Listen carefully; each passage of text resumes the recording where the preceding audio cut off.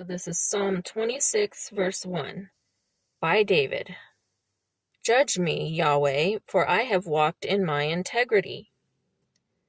So David feels assurance. He feels confident in asking God to judge him. Many people wouldn't say that. Many people couldn't say that. But David could, because his heart was right with God and his actions were right with God. Judge me, Yahweh, for I have walked in my integrity. And integrity has to do with wholeness, completeness. So he was completely walking in the way that God wanted him to, completely living the way that God wanted him to. That didn't mean he never made mistakes, but his habit was right with God. I have trusted also in Yahweh without wavering. And this word trusted has to do with boldness. He trusted God enough that he was bold in that trust. I have trusted also in Yahweh without wavering. His bold faith, his bold trust kept him from wavering, kept him from slipping and sliding and tripping. It kept him strong. Judge me, Yahweh, for I have walked in my integrity. I'm completely walking habitually in your way. I have trusted also in Yahweh. I am bold in my trust in Yahweh, without wavering, without slipping around, without sliding. Verse 2, examine me, Yahweh, and prove me. So David is boldly asking God to test him. The word prove there means to test out, almost like taking for a test drive. Test out. Examine me, Yahweh, and test me out. Prove me. Try my heart and my mind. And the word try there is the word for refining metal. When you melt metal down and take the little tiny bits of impurities out of the melted metal. That's the word here. Try my heart and my mind. Refine my heart and my mind. Take out the little tiny specks of impurity from my heart and my mind. For your loving kindness is before my eyes. I have walked in your truth. So David's eyes are not on God with suspicion, like many people today look at God with suspicion.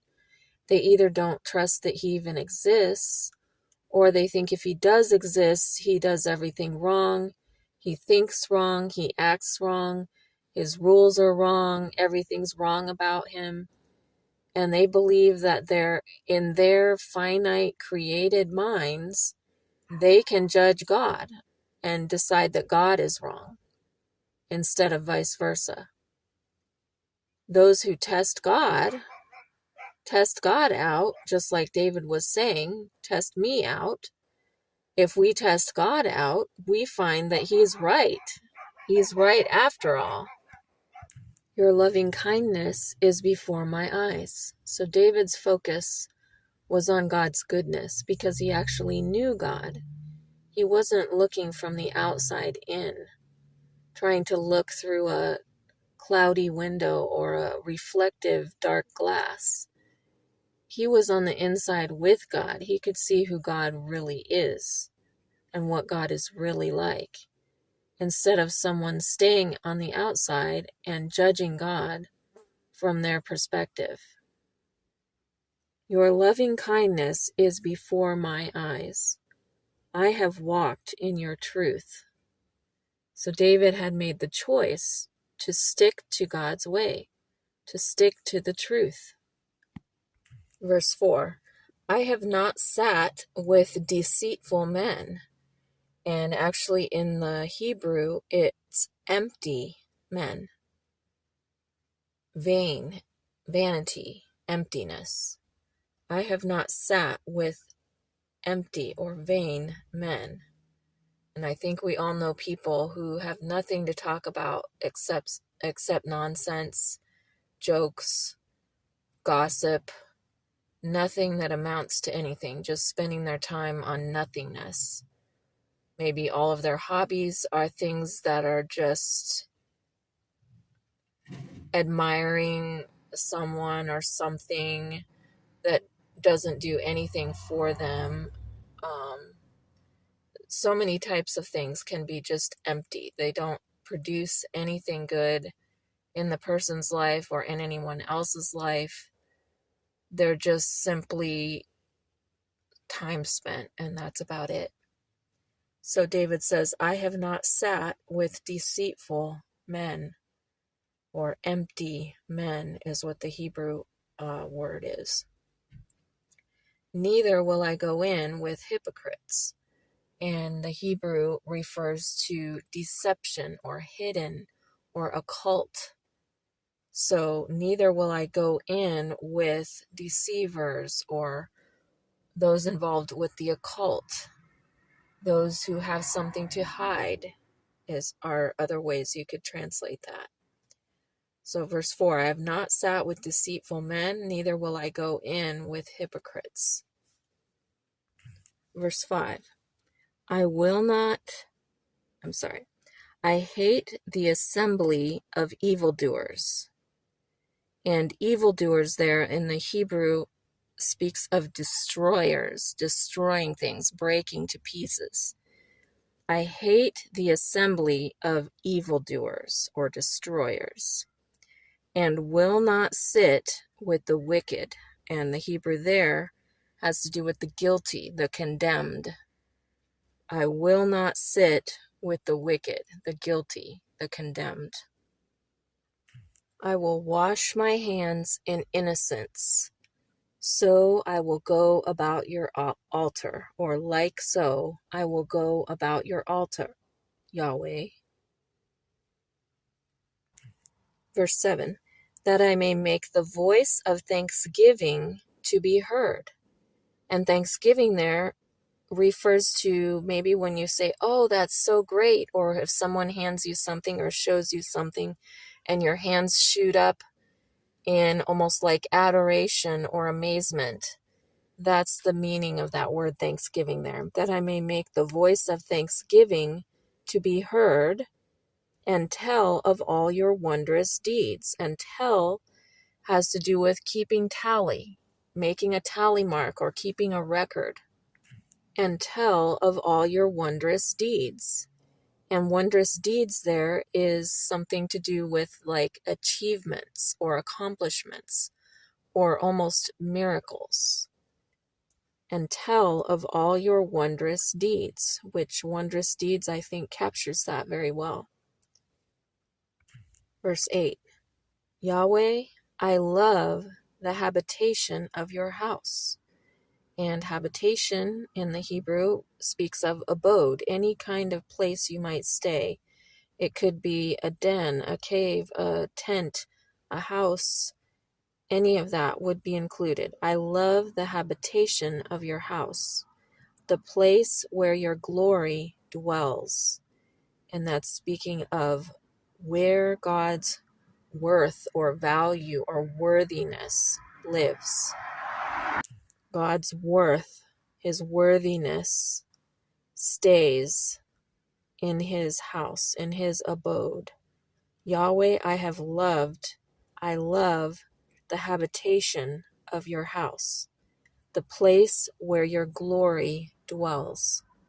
Verse 9, don't gather my soul with sinners, nor my life with bloodthirsty men. And the word sinners there has to do with guiltiness. It's not that the person feels guilty, that has nothing to do with it. It's that they are guilty. They're declared guilty, just like from a judge under the law. They are guilty. Don't gather my soul with sinners, or don't gather my soul with the guilty. They are condemned for their actions. They are criminals. Don't gather my soul with sinners, nor my life with bloodthirsty men. And that word bloodthirsty in the Hebrew speaks of being guilty of bloodshed. In other words, murderers, those who have participated in murder. nor my life with bloodthirsty men. Don't gather my soul with sinners, guilty, criminals, condemned, nor my life with bloodthirsty, bloodshedding, murderous, murdering men. Verse 10, in whose hands is wickedness, and the Hebrew there is scheme. In other words, in their hands is a scheme. They're scheming. They're full of schemes. Their right hand is full of bribes. And the word bribes in the Hebrew has to do with reward, bribes, or donations. So if they are benefiting from a scheme, then this is talking about them. In whose hands is wickedness or schemes. Their right hand is full of bribes or rewards from taking part in a scheme. Verse 11, but as for me, I will walk in my integrity. And the Hebrew word for integrity there has to do with completeness. In other words, 100%. All the way sincere, nothing to hide, not pretending to be something and not fully being that. It reminds me of God's name. I am that I am. God fully is the essence of everything he claims to be. He is that. He fully fulfills the concept or the characteristic of his name. And so David is saying that he is fully what he claims to be. David himself is as a man. He is who he claims to be.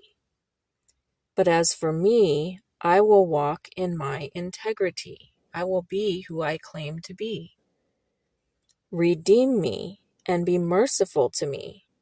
And redeem has to do with buying back or rescuing, just like you might redeem a hostage or redeem a kidnapping victim. Redeem me and be merciful to me. And merciful has to do with stoop down to someone in a more humble position. Be merciful to me. So David is claiming a need, that he's a humble person, that he has a need, and God is the one who can meet that need. Be merciful to me. Verse 12, my foot stands in an even place. In the congregations I will bless Yahweh. So even place is talking about flat or level ground, almost like thinking of a road. Roads are preferably flat and level. That's the way they're supposed to be. And that's the way we prefer them to be. And so David is saying that he's in a good place in his character, in his virtue, in the person that he is. His feet are level. He's standing secure and strong. He's not going crooked. He's right with God in the way that he lives and walks. In the congregations or in the assemblies, the groups that meet together, I will bless Yahweh. And bless has to do with kneeling and speaking. So in prayer, maybe he's kneeling in prayer and praising God and blessing God for who God is. My foot stands in an even place. In the congregations, I will bless Yahweh. Something that this chapter or this psalm brings to mind for me is that it could be that David is having a trauma response to all of the criticism that he has received.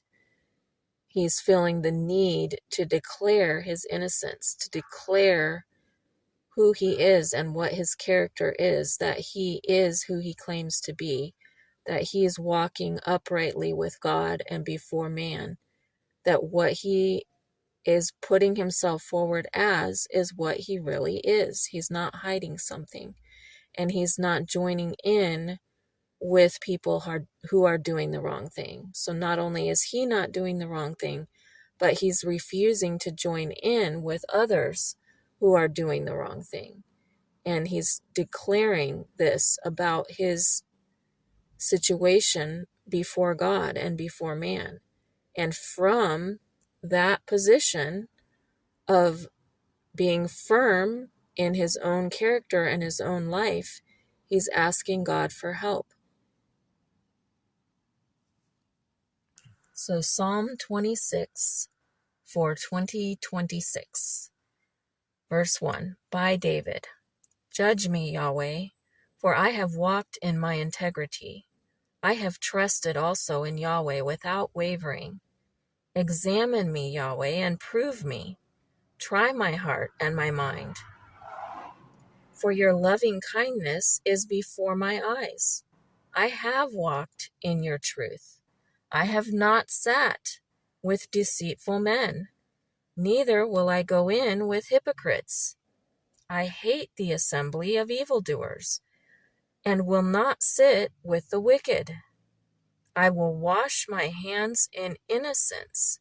So I will go about your altar, Yahweh, that I may make the voice of thanksgiving to be heard and tell of all your wondrous deeds. Yahweh, I have loved the habitation of your house, the place where your glory dwells. Don't gather my soul with sinners, nor my life with bloodthirsty men, in whose hands is wickedness, their right hand is full of bribes. But as for me, I will walk in my integrity. Redeem me and be merciful to me. My foot stands in an even place.